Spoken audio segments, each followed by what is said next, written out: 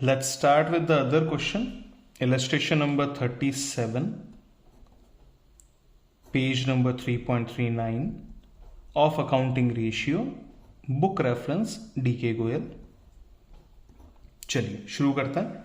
From the following compute debt to equity ratio. यहां पे दे रखा है कि आपको डेट इक्विटी रेशियो का कैलकुलेशन करना है। फॉर्मूला लेते हैं। Number 1, debt equity ratio,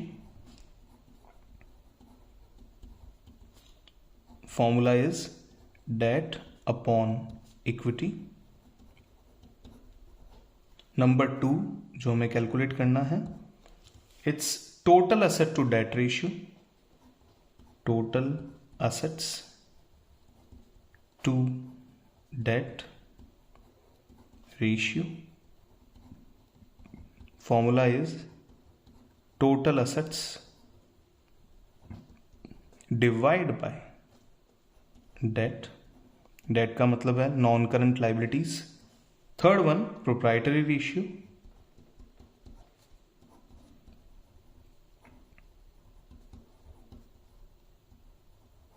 proprietary ratio equal to equity divide by total assets. चलिए शुरुआत करते हैं। जैसे जैसे इंफॉर्मेशन मिलती है वैसे वैसे रखेंगे। Long term borrowing, long term provision जो हैं ये दोनों मिलके ही लॉन्ग टर्म डेट बनते जा रहे हैं। फिर करंट लायबिलिटी है, नॉन करंट असेट है, करंट असेट्स है, इस तरीके से इंफॉर्मेशन है। तो पहले लेते हैं डेट का मतलब क्या हुआ। Debt equal to long term borrowing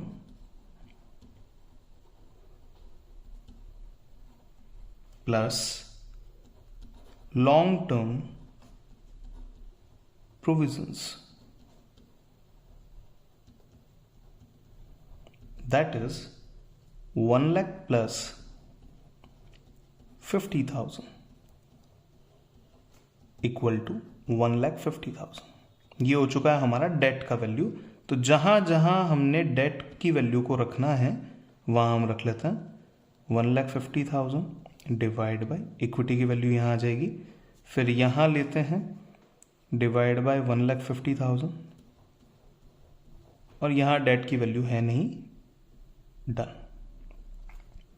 आगे बढ़ते हैं। करंट लायबिलिटीज दे रखा है, नॉन करंट असेट और करंट असेट दे रखा है। देखिए नॉन करंट असेट और करंट असेट से टोटल असेट्स आ जाएगी। Total assets equal to non current assets plus current assets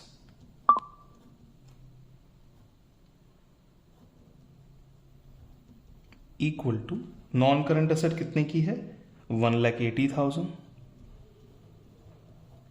plus current assets की वैल्यू है 45,000। The answer is 18 plus 4 is 220, तो इट विल बी 2,25,000। तो जहां जहां टोटल असेट की वैल्यू रखनी है वहां पे मैं 2,25,000 रुपीज रख लेता हूं। अब लास्ट जो कैलकुलेशन हमें करनी है वो है इक्विटी। इक्विटी कैलकुलेट करने के लिए टोटल असेट में से अगर मैं टोटल डेट को माइनस कर लूं, total asset minus non current liability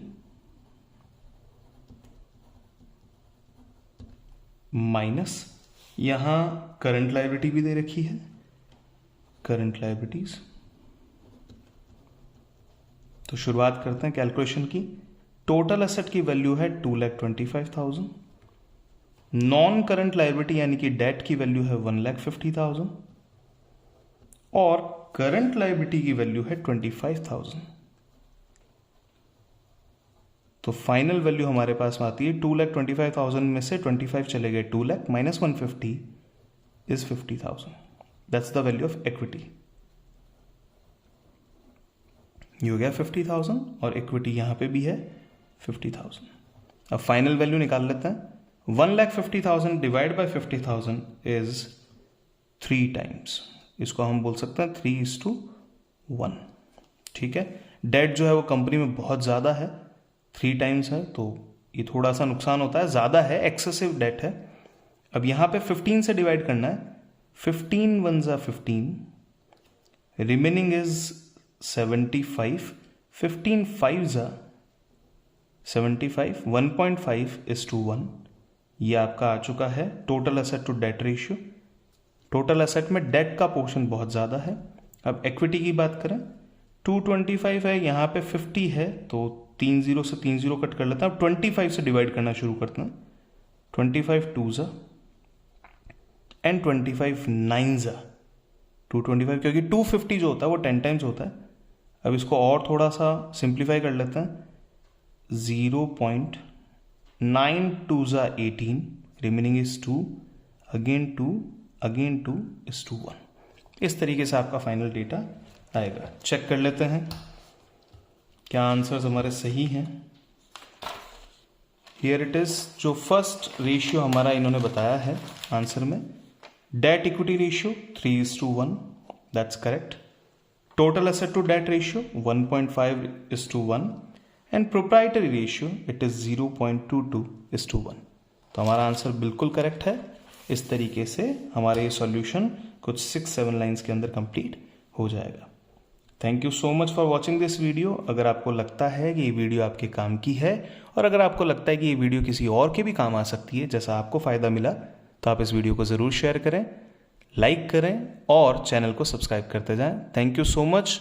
आपकी तरफ से जो मोटिवेशन मिलता जा रहा है, क्योंकि व्यूज़ बढ़ते जा रहे हैं धीरे धीरे, तो उसके लिए हम आपके बहुत बहुत धन्यवाद हैं और इस मोटिवेशन के लिए तहे दिल से आपका शुक्रिया अदा करते हैं। Thank you so much.